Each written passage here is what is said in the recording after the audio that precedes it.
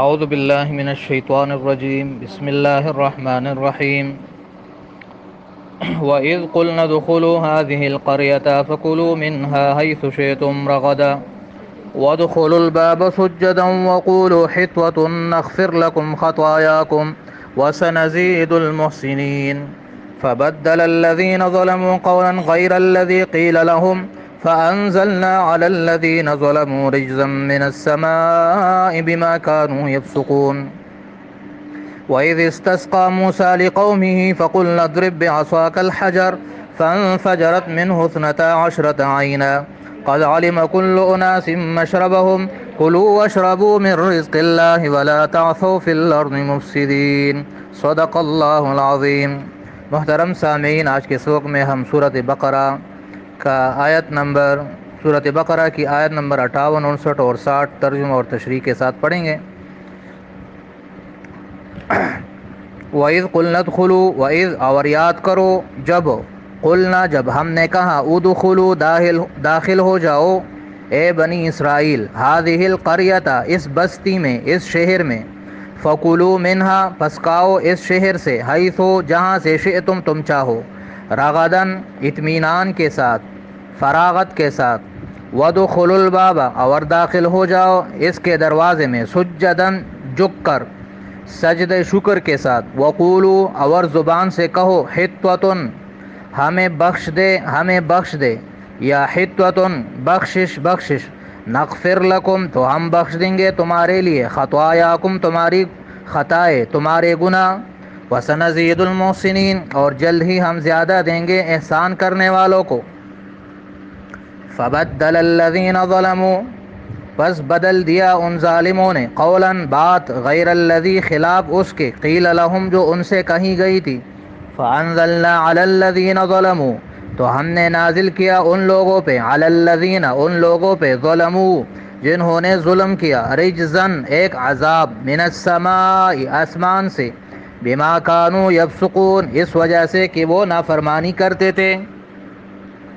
وَإِذِ اسْتَسْقَىٰ اور یاد کرو جب، استسقا پانی مانگا، موسیٰ لقومہ موسیٰ علیہ السلام نے اپنی قوم کے لیے، فقلنا تو ہم نے کہا، اضرب کہ مارو، بعصاک الحجر اپنے عصا کے ساتھ، اپنی لاٹھی کے ساتھ، الحجر اس پتھر کو،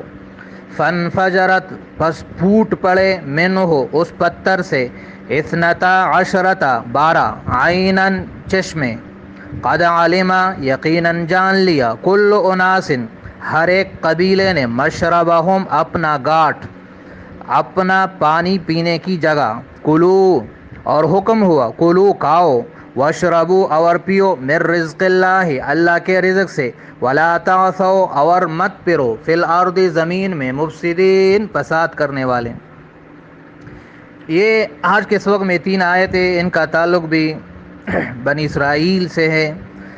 اور بنی اسرائیل پر اللہ تعالیٰ نے جو نعمتیں کی ان کا تذکرہ چل رہا ہے۔ تو ان میں سے ایک اور نعمت اللہ یہاں پر ارشاد فرما رہا ہے کہ یاد کرو جب ہم نے بنی اسرائیل سے کہا کہ اس بستی میں داخل ہو جاؤ اور یہاں جہاں سے تم چاہو اطمینان کے ساتھ کھاتے رہو، اور جب دروازے میں داخل ہو تو جھک کر داخل ہو، اور زبان سے بھی استغفار اور توبہ اور بخشش کے الفاظ کہو، تو اگر تم اس پہ عمل کرو گے تو ہم تمہاری خطائیں معاف کر دیں گے، اور جو نیکوکار ہیں ان کو اس سے زیادہ اجر دیں گے۔ لیکن انہوں نے وہ بات بدل ڈالی، اور اللہ نے جن باتوں کا حکم دیا تھا ان کی خلاف ورزی کر دی، تو اللہ تعالیٰ نے ان پر آسمان سے عذاب نازل کیا جو طاعون کی شکل میں آیا تھا ان کی نافرمانی کی وجہ سے۔ تو بنی اسرائیل کے ان نعمتوں کے ساتھ ساتھ اللہ تعالیٰ ان کی سرکشی اور ان کی نافرمانیوں کا بھی تذکرہ کر رہا ہے، جس سے معلوم ہوتا ہے کہ ان کی سرکشی اور نافرمانی کے باوجود اللہ تعالیٰ نے ان کو بہت زیادہ نعمتیں دی، اور یہ ان کے لیے خاص فضیلت تھی۔ تو پہلی جو 2 آیتیں ہیں اس میں تذکرہ ہے بنی اسرائیل کے لیے ایک ایسے شہر کا جن کے بارے میں اللہ نے حکم دیا کہ اس میں داخل ہو جاؤ اور وہاں کے لوگوں سے جہاد کرو۔ یہ شہر کون سا شہر تھا؟ تو یہ فلسطین میں موجود ایک شہر جس کا نام اریحا، آج کل اس کا نام جیریکو ہے۔ یہ واقعہ تب ہوا جب فرعون غرق ہوا، تو اللہ تعالیٰ نے ان کو حکم دیا کہ آپ جاؤ، وہاں پر ایک قوم تھی عمالقہ، یہ بڑی طاقتور قوم تھی، کہ ان سے جہاد کرو تو شام اور فلسطین کا جو شام اور فلسطین کی سرزمین جو تمہارے آباء و اجداد کی سرزمین تھی وہ تمہیں اللہ دے گا۔ لیکن انہوں نے وہاں پر جہاد کرنے سے انکار کیا شروع میں۔ پھر موسیٰ علیہ السلام اور ہارون علیہ السلام فوت ہو گئے، پھر اس کے بعد ایک اور نبی یوشع علیہ السلام آیا، تو یوشع علیہ السلام کے دور میں انہوں نے پھر اس شہر پر حملہ کیا اور اس کو فتح کیا۔ تو یہاں پر اس وقت کا تذکرہ ہے کہ جب شہر کو فتح کر دیا تو اللہ نے فرمایا کہ دروازے میں جب داخل ہو تو عاجزی کے ساتھ، نہ کہ تکبر کے ساتھ، اور زبان سے استغفار کے الفاظ کہو۔ لیکن انہوں نے ان دونوں باتوں کی خلاف ورزی کی، دروازے میں بجائے سجدہ کے یہ پیٹ کر کے داخل ہو گئے، اور حطوتن کے بجائے انہوں نے حنطوتن کا لفظ استعمال کیا، یعنی مغفرت کے بجائے انہوں نے یہ لفظ کہا کہ ہمیں تو گندم چاہیے، ہمیں تو گندم چاہیے۔ تو اللہ کی نافرمانی کی، جس کی وجہ سے ان پر طاعون کا عذاب نازل ہوا اور ہزاروں کی تعداد میں لوگ مر گئے۔ بعد میں یہ شہر فتح ہوا، تو یہ ایک واقعہ ہے۔ پھر اس کے بعد ایک اور واقعہ ہے کہ جب موسیٰ علیہ السلام اور اس کی قوم وادی تیہ میں تھے، صحرائی سینا میں، تو وہاں ان کے لیے پانی کا کوئی انتظام نہیں تھا، تو قوم نے پانی مانگا، تو اللہ تعالیٰ نے موسیٰ علیہ السلام سے فرمایا کہ اپنی لاٹھی کے ساتھ ایک پتھر وہاں پر تھا، اس کو مارو۔ جب موسیٰ علیہ السلام نے اس پر لاٹھی ماری تو اس سے 12 چشمے ابل پڑے۔ یہ 12 کی تعداد اس لیے کہ یہ 12 قبیلے تھے، تو اگر ایک چشمہ ہوتا تو ان پر لڑائی جھگڑا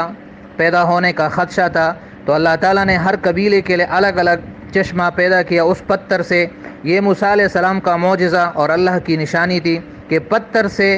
ایک نہیں، دو نہیں، 12 چشمے ابل پڑے،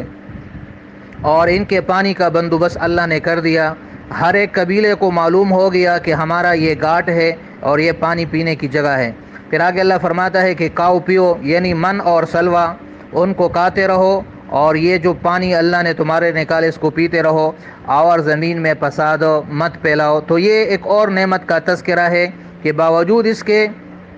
کہ انہوں نے اللہ کا حکم ماننے سے انکار کیا، جہاد کے لیے نہیں گئے، لیکن اس میدان میں بھی اللہ تعالیٰ نے ان کے لیے کھانے پینے کا اور روشنی کا اور ان کے اوپر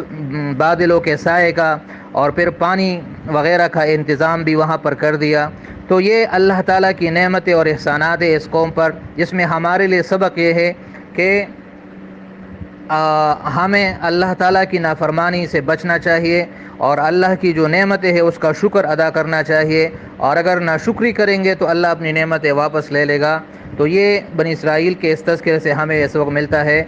انشاءاللہ باقی کل پڑھیں گے۔ اللہ ہمیں اس قرآن پر عمل کرنے اور اس کو سمجھنے کی توفیق عطا فرمائے۔ صدق اللہ العظیم۔ السلام علیکم ورحمۃ اللہ وبرکاتہ۔